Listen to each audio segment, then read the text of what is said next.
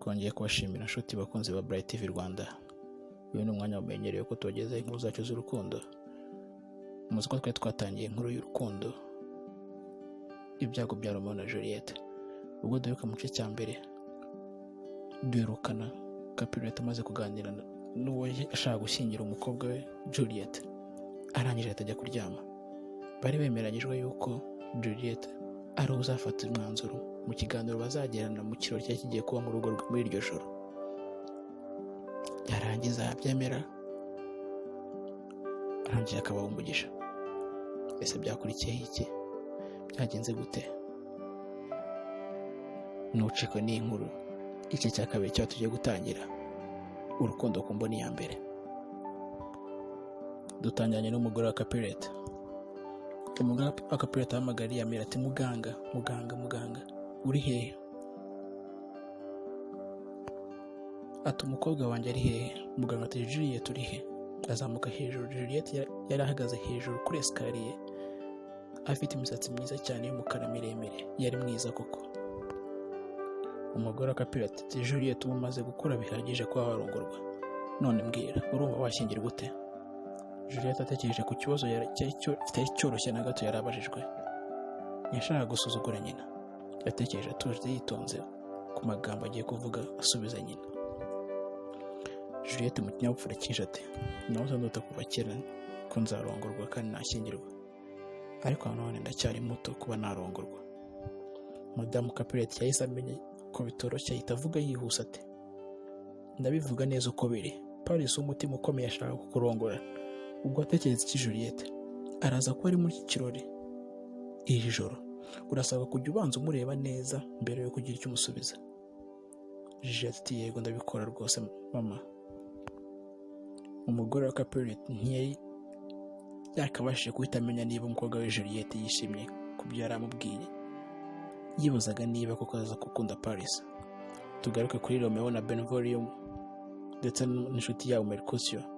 Mercutio mbibutse yari umuntu wagendaga cyane, ari inshuti yo kwa Capulet, ariko nanone ari umuntu hafi cyane na ba Romeo.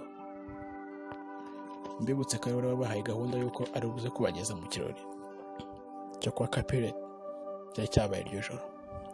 Mercutio asakuza ahamagara Romeo na Benvolio ati muze tugiye gukererwa. Arongera aseka ati ndakeka umugabo uri mu rukundo agakwiye kuba arimo no kuguruka. Romeo aramusubiza ati urukundo ni umutwaro, ibirenge by'ukunda bigenda gake gake. Mercutio ati ushatse kuvuga ko iri joro utari bubyine? Romeo ati iyo nza kuba ndi mu rukundo nari kubyina. Okay, dufite umwanya wo kuganira, reka tugende. Benvolio ati byarangiye, twamaze gukererwa. Twahombye amafunguro ya nijoro kandi turahomba n'igihe cyo kubyina ntitutihuta. Romeo ati ni byiza ko twakererwa, ndi gutinya ko iri joro ryaba mu makuba. Mercutio ati ni byiza ko twihuta, sinshaka ko umugabo uri mu rukundo akomeza kuba kure y'amakuba ye. Bahise bafata inzira baragenda bagana kwa Capulet mu kirori. Bahise bihuta bagana imuhanda, baracyashikisha bagera kuri gate mu ndani. Kure gato hari hatuyemo inzu mbera byombe mu rugo rwa Capulet. Bahise bumva urusaku rw'umuziki n'abacuranzi. Mercutio ati reka twiyoberanye nawe ubundi ntibari butume twinjira, turi abanyamontagues. Batatu bahise binjira mu kirori biyambitse masks ariko z'ikirori zisanzwe. Mercutio na Benvolio bose bajya kubyina, naho Romeo atagana mu kindi gikundi cy'abantu ngo arebe ko urukundo rwe Rosaline bahura, dore ko nicyo cyari cyamuzanye, ariyo mpamvu nyamukuru yatumye aza muri icyo kirori. Gusa ku kanya Romeo yahise abona undi mukobwa ataragera kure, amera nkaho ari kureba ifoto. Yahise agenda yihuse cyane, yihuta cyane koko atarwiyambitse nk'urerembe mu muyaga. Yabonye umukobwa mwiza cyane koko, yari ameze nka kamarayika. Romeo yivugisha ati ni mwiza bihebuje ku buryo ari gutuma n'inyenyeri zibengerana. Ubu se koko naba narindi mu rukundo mbere y'ubu? Yibaza atunguye cyane.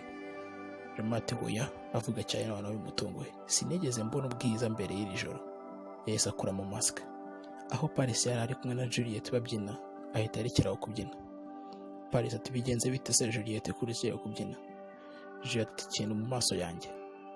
Bakomeje kubyina ariko Juliet ntiyaretse gukomeza guhanga amaso umuntu yari abonye, kimwe na mubyara we Tybert.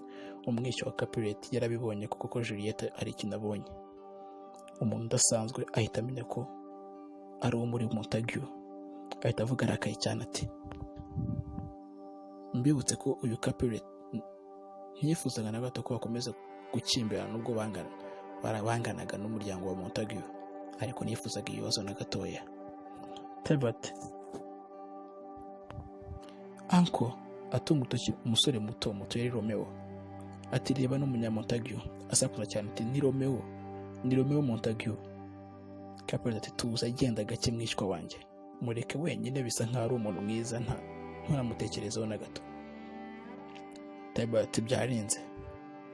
Capulet ntiyishimiye ukuntu Tybert yakomeje gukomeza umutwe cyane, gusa yakomeje kumvikana nawe ati, ibyo nshaka n'ibyo ngibyo, ihangane ubahe icyifuzo cyanjye kandi wishime. Tybert, abantu barakaye ntabwo barangwa mu kirori, gusa bagaragaramo iyo umushyitsi ari umwanzi, ntabwo namubabarira. Capulet asakuza cyane ati, uramubabarira? Tybert yahise yitambikisha nyirarume umugongo. Capulet ati, gute wanyitambika njyewe? Aya nakabwegeza ari nabi cyane. Uti, ni njye nyir'urugo hano, ndabuze nimureke wenyine. Tybert ntibisanzwe. Capulet ati, cyane rwose, gusa uri gukomeza kwigira umwana cyane. Tybert ati, ngo umwana? Mfite imyaka yanjye 30. Mbibutse Tybert yari umwishywa wa Capulet. Capulet ati, cyane rwose, uri gukomeza kwigira umwana pe. Turumva uzaba umuntu wabaye umuntu w'umugabo, nuteza ikibazo abashyitsi bose baranga baje mu kirori cyanjye. Iyo yavugaga basakuza, abanyamuziki barekeraho gucuranga ndetse n'abashyitsi barekeraho kubyina no kuganira.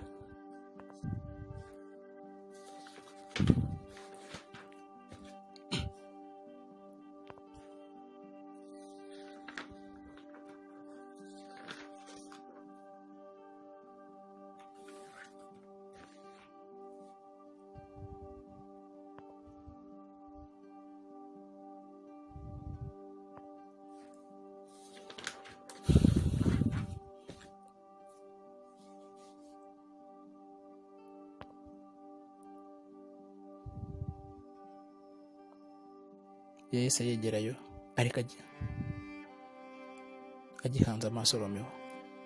Yahise asubiza mu masike ye amubaza ati, ese ninde? Umuforomo yahise amenya Romeo, aramusubiza ati, uyu ni Juliet, ni nyir'ino nzu. Romeo ati, n'umunya Capulet burya? Ako kanya Benvolio yahise aza yiyumviramo, yivanga mu kiganiro n'igihunga cyinshi, yongorera Romeo ati, batumenye, dufite kuvanga mbere yuko tujya mu byago. Romeo ati, n'ubundi twabigezemo. Bahita bagenda bava aho ngaho byose. Juliet ati, uriya mu gentleman ninde muga? Umuforomo ati, niwe mugabo mwiza mbonye kuva nabaho. Ati, none se arubatse? Ari Juliet amubaza.